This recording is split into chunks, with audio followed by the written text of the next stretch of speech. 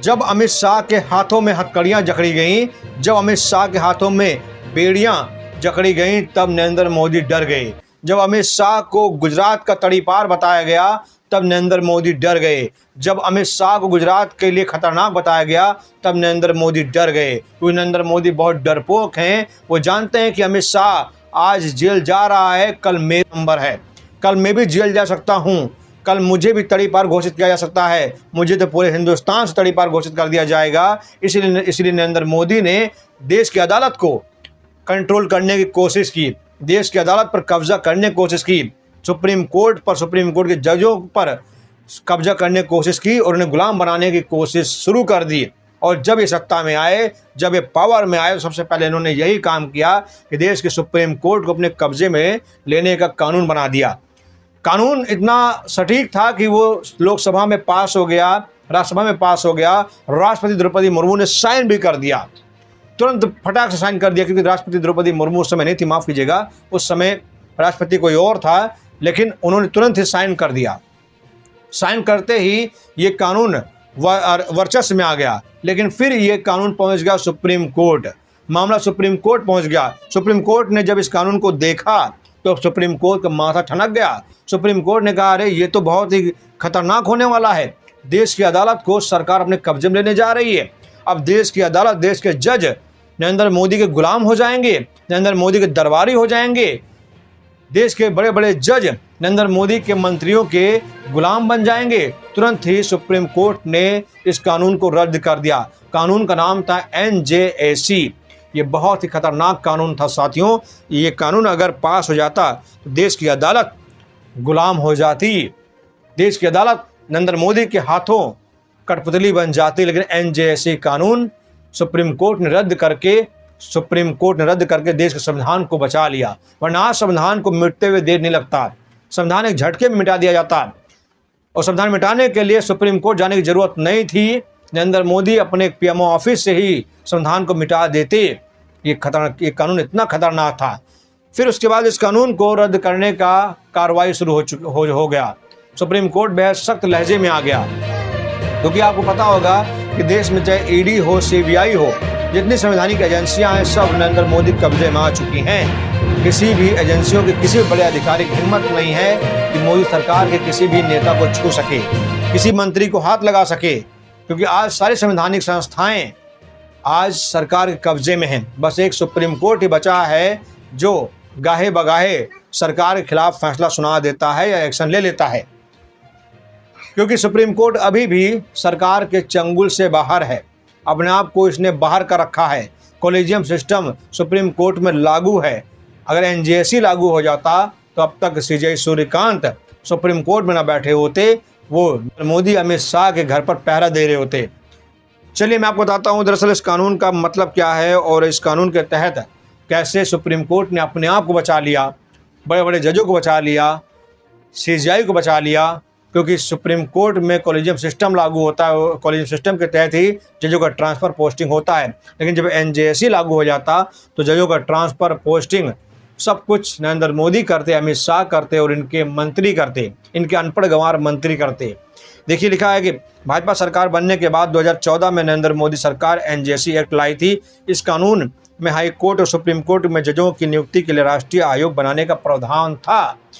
सरकार ने उच्च न्यायपालिका में जजों की नियुक्ति के लिए राष्ट्रीय न्यायिक नियुक्ति आयोग कानून NJAC एक्ट लाने पर विचार छोड़ दिया है। वजह यह है कि यदि सरकार कानून लाती है तो सुप्रीम कोर्ट उसे तुरंत निरस्त कर देगा। इससे जहां सरकार की किरकिरी होगी, वहीं जनता में उसकी छवि खराब होगी कि सरकार न्यायपालिका को नियंत्रित करना चाहती है।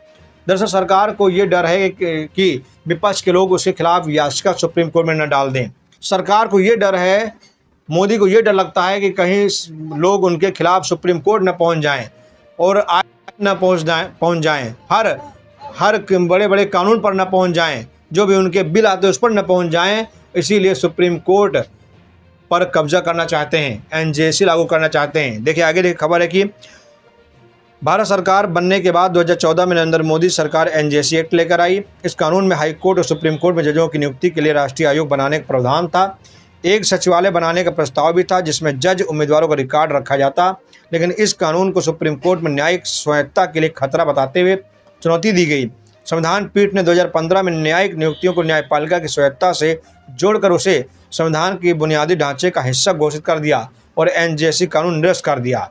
एनओपी पर विवाद नहीं। सरकार के उच्चतर सूत्रों ने कहा कि जजों की नियुक्तियों को बुनियादी ढांचे का संबंधित कोई कानून अब नहीं लाया जाएगा। नियुक्तियां तो हो ही रही हैं, नया एमओपी जजों की नियुक्ति का ज्ञापन बनाने पर भी कोई चर्चा नहीं है। पिछले दिनों मुख्य न्यायाधीश एनवी रमन्ना ने भी कहा था कि एमओपी पर कोई विवाद नहीं है। दरअसल सरकार की चिंता क्या थी, चलिए आपको थोड़ा विस्तार में बताते हैं। सूत्रों ने कहा कि सरकार नियुक्तियां कभी नहीं रोकती, लेकिन सरकार चिंतित है कि कोर्ट हर मामले को विचार के लिए स्वीकार कर रहा है। सुप्रीम कोर्ट को संवैधानिक महत्व के मामलों पर फैसला देना चाहिए, लेकिन अब वह हर केस स्वीकार कर रहा है, जिससे मुकदमों की बाढ़ आ गई है। अधिकारियों के स्थानांतरण और पोस्टिंग में भी कोर्ट हस्तक्षेप कर रहा है, जबकि यह प्रशासनिक मुद्दे हैं, इनमें कोर्ट को दखल नहीं करना चाहिए। दरअसल सरकार को इस बात की चिंता है कि सुप्रीम कोर्ट अब हर मामले को स्वीकार कर रहा है, हर केस को वो एक्सेप्ट कर लेता है। सरकार चाहती है कि सुप्रीम कोर्ट सिर्फ भाजपा के केसों को स्वीकार करे, भाजपा के केस की सुनवाई करे, विपक्ष के केस पर हाथ न डाले, विपक्ष के केस को छोड़ दे, उस पर कोई बात चर्चा ना करे। सुप्रीम कोर्ट अब अगर विपक्ष के केस को छूता है, उस पर सुनवाई करता है, तो मोदी सरकार के पेट में दर्द होता है, बहुत डर लगता है। जानते हैं क्यों? क्योंकि मोदी सरकार चाहती नहीं कि देश में सुप्रीम कोर्ट का राज हो, कानून का राज हो, संविधान का राज हो। मोदी सरकार चाहती है कि देश में सिर्फ और सिर्फ मोदी का राज हो। फैसले देश में पीएमओ ऑफिस से लिए जाएं, देश में फैसले गृह मंत्री से लिए जाएं, रक्षा मंत्री से लिए जाएं, प्रधानमंत्री मोदी से लिए जाएं, और लिए जा रहे हैं। किसी विभाग का मामला हो, अगर केंद्र का विभाग है तो सरकार नहीं बल्कि मोदी फैसला लेते हैं। सरकार में बहुत लोग हैं, सरकारी तंत्र में बहुत लोग हैं, लेकिन आज बता दीजिए कि कोई भी फैसला सरकारी तंत्र का किसी विभाग ने लिया हो, उस विभाग के अधिकारी से ना लेकर सीधा पीएम मोदी हर विभाग का फैसला करते हैं। मोदी चाहते हैं कि देश में वन मैन आर्मी हो, एक ही आदमी पूरे देश को चलाए। सुप्रीम कोर्ट के ताला पड़ जाए, सीबीआई ईडी पर ताला पड़ जाए, वो जिसे चाहें उसे सीबीआई ईडी बनाकर भेज दें। मोदी सरकार चाहती है कि देश में अव्यवस्था फैल जाए। तो अभी हाल ही में जो बयान आया है, वो बयान देश में अव्यवस्था फैलाने के लिए काफ़ी है। मोदी ने कहा कि देश को सोना नहीं खरीदना चाहिए, देश को अब पैदल चलना चाहिए, देश को विदेश यात्रा से बचना चाहिए। मतलब आप चाहते हैं क्या है, देश आगे बढ़े कि देश पीछे जाए? आप क्या चाहते हैं कि देश का बैलगाड़ी चलने लगे? आप क्या चाहते हैं कि देश अब जो है पेट्रोल डीजल का इस्तेमाल ना करके पैदल चले? आप क्या चाहते हैं कि देश में सोना चांदी न खरीदा जाए, लोग आदिवासियों की तरह पत्तल पहनकर घूमें? आप क्या चाहते हैं नरेंद्र मोदी जी? आप खुद बता दीजिए। धन्यवाद।